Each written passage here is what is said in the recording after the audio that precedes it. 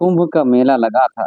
गंगा के किनारे लाखों लोग पाप धोने और मन की शांति पाने के लिए स्नान कर रहे थे।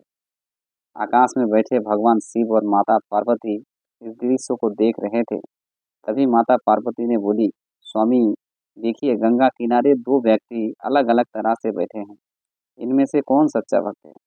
शिव जी मुस्कुराते हुए, देवी, सच्चाई तो तभी पता चलेगी जब दोनों की परीक्षा होगी। पहला व्यक्ति था रमेश, एक अमीर व्यापारी। वो बार बार गंगा में डुबकी लगाता और बोलता, हे माँ गंगा, मेरे सारे पाप धो देना, अब मैं अच्छा इंसान बनूंगा। दूसरी तरफ बैठा था गीताराम, एक गरीब मजदूर। वो गंगा को देख रहा था पर डुबकी नहीं लगा रहा था, बस शांत बैठा था, मन ही मन भगवान को याद कर रहा था।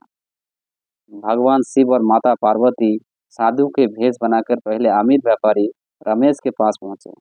उन्होंने कहा, भाई तुम इतने धनवान हो, क्या तुम इस भूखे यात्री की मदद कर सकते हो? इसके पास खाने को कुछ भी नहीं है। रमेश ने जवाब दिया, साधु महाराज, मैं यहाँ पूजा करने आया हूँ, किसी को खाना खिलाने नहीं। गरीबों की मदद के लिए मेरे नौकर है। मैं अभी किसी और काम में नहीं पड़ना चाहता। अब दोनों गीताराम के पास पहुँचे। उन्होंने पूछा, भाई तुम्हारे पास तो बहुत कम है, फिर भी क्या तुम इस थके हुए व्यापारी की कुछ मदद कर सकते हो? गीताराम ने हल्की मुस्कान के साथ कहा, महाराज, मेरे पास सिर्फ एक सूखी रोटी है।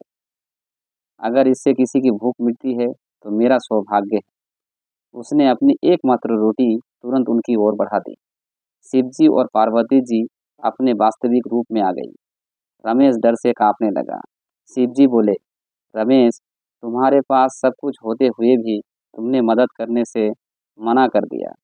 सिर्फ पूजा और डुबकियां लगाने से भक्ति पूरी नहीं होती, भक्ति कर्म से साबित होती है।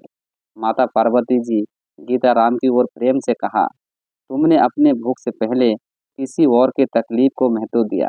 यही सच्ची भक्ति है और भगवान का आशीर्वाद हमेशा तुम्हारे साथ रहेगा।